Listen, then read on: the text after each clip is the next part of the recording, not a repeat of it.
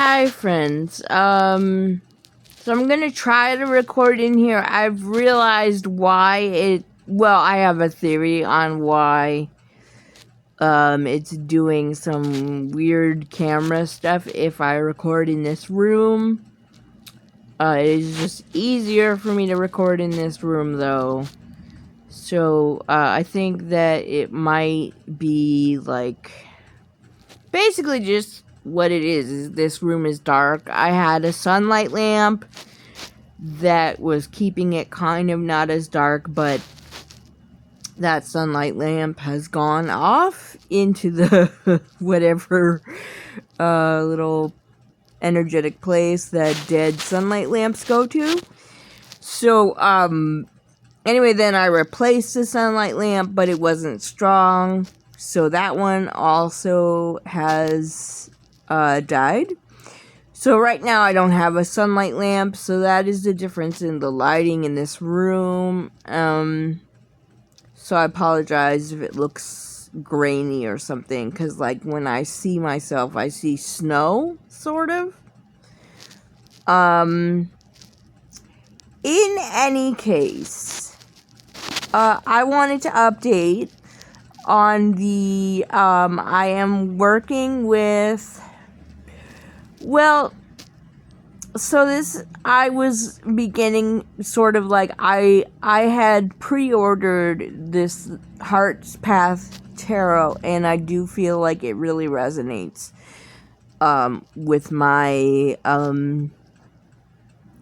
past cat's energy. There's like a cat on the guidebook, there's like a path which the cat is walking down, and it has nothing to do with cats. Like, the deck is not really about cats, but there are like a couple of cat cards in the deck in general, and I resonated with one of them, and that was one of the reasons that I pre-ordered the deck, but that was like months ago now.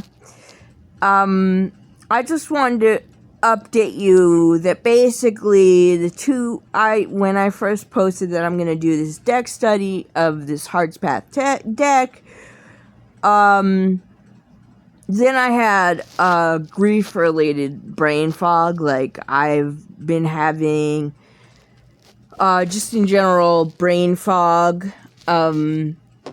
since my cat passed. I don't really feel like she's very gone. It's not that. But it's just like highly stressful because I am watching my other cat like a hawk. Because it like freaks me out that I could have like a sudden issue with the other cat. It's not quite like the first 48 hours I was flipped out that something could happen to my other cat. But it's not as bad, but it comes back every once in a while, and so I'm watching him very closely. So I have, like, in general, brain fog right now. However, I can report things I did. I went through the guidebook. In the Heart's Path Tarot, there are a lot of, like, the whole idea is, like, attuning the deck to your heart, and then, like, that's, like, a heart-centered deck for you. And I looked through, there are several ways you can do it that are in the guidebook, and I sort of like looked at all the potential ways of doing it, and then I've been having this whole thing in general with Persephone and Hecate, I guess. I say Hecate. And I realized that Hecate has been, like, watching over me, for longer than I had known. And I've been going through this whole thing with her being very attuned to my house and stuff. And so anyway, I decided, I don't know why the light is changing. I don't know. It's very dark outside today, too, so I apologize. I don't know why the light is changing. It's, like, getting darker and lighter, like, as I'm filming this. So, anyway, I decided, since this is gonna be, like, one of the decks that I use with, for readings related to my cat and probably other cats, I don't know. So right now I actually have 3 decks that sort of are associated with this whole thing. I already had 1 deck that I've already mentioned on here that I use in general for animal communication readings, where I combine animal communication and tarot. And that is called Soul Cats by Lisa Robinson or Robertson. I like mixed that up so much, and I know it's like horrible, but I can't look it up right while I'm recording right now. So anyway, I did this little thing where I looked at all the potential exercises in the guidebook, and I did my own version where I asked permission from Hecate and Persephone to sort of connect this deck for past cat readings, like passed away cats. And they granted me permission. I've been working with them in the case of Persephone for several years. And Hecate, I guess maybe like 1 year now. I don't know. I don't know. Because like it's come to my attention that like Hecate has been watching over my life for maybe my whole life. I don't really know.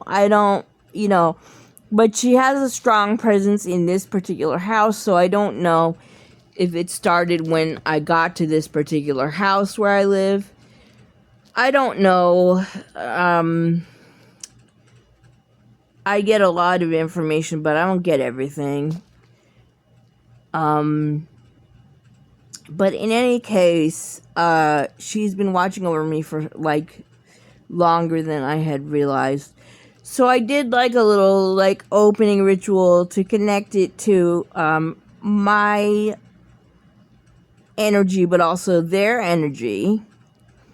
But I also want to note that I don't know how often I will go to this deck, and I will say it's an accessibility thing because it's not in a 2-part box, and it's not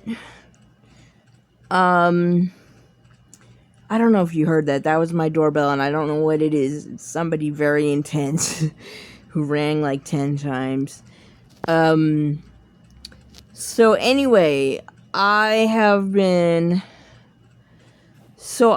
did this.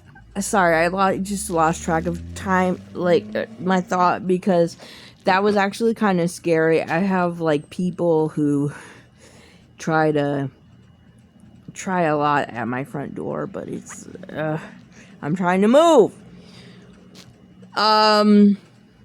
So anyway, I did this I did my own version of like the heart connecting ritual, and also I've had other decks that I did something like this, but I did it in a way where I put my guide's energy into the deck, which was great. Like, it works really well for connecting to my team. Like, no complaints. But it was so, like, the way that I did it, it was so heavy. Like, it was a heavier energy. Like, I really, really put my guide's energy into this deck. And it freaked me out. Like, it was so strong. Because the way this deck already was that it was like big portal energy anyway. And so it like totally like now it kind of freaks me out because it's like so almost like spooky. And I'm not like super like, I'm not like, oh, I'm so witchy, I'm so spooky. Like, that's not who I am as a person. Like, I used to write horror and then I freaked myself out. So like I try to avoid.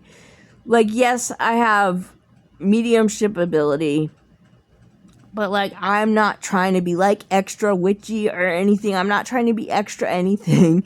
I'm not trying to, like, make my abilities stronger or anything.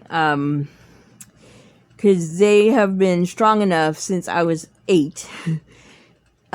Because not because, like, I was born open, but because I had, like, a ghost experience when I was 8. And that's why, I developed abilities. And then I also had, like, deaths in the family and stuff that kicked my abilities open.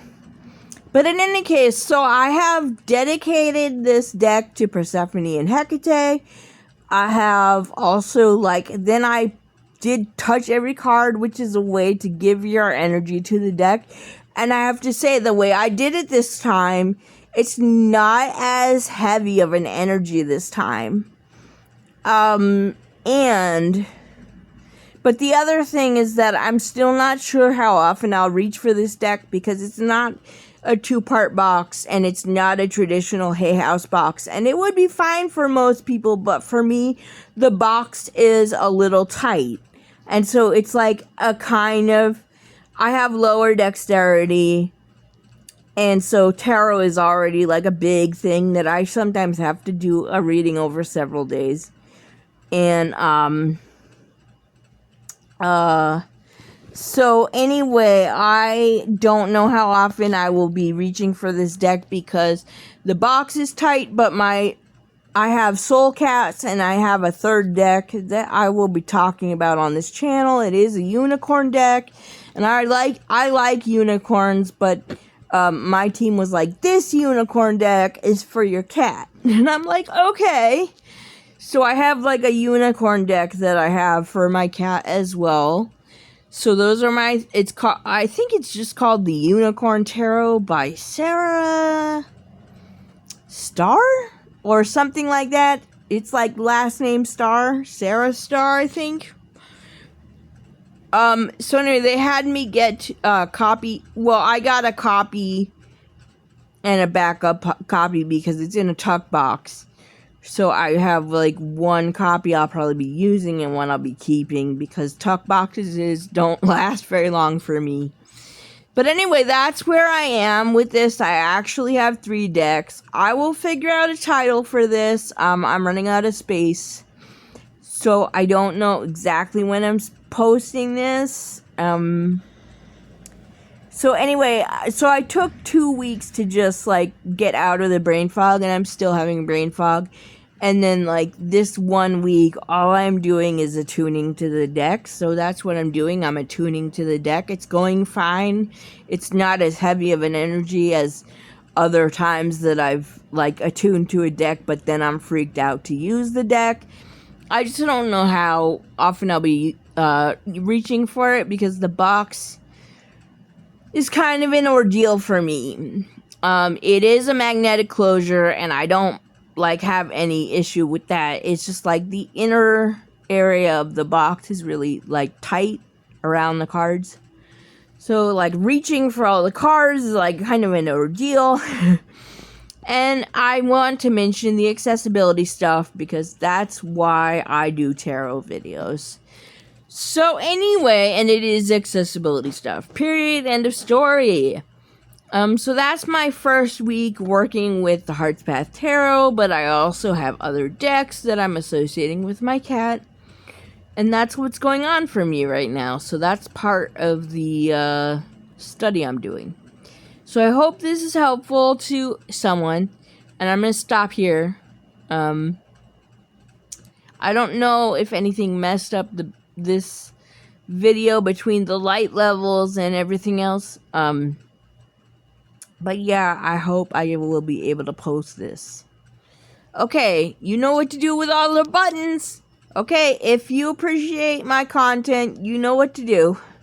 Thank you. Have a wonderful week.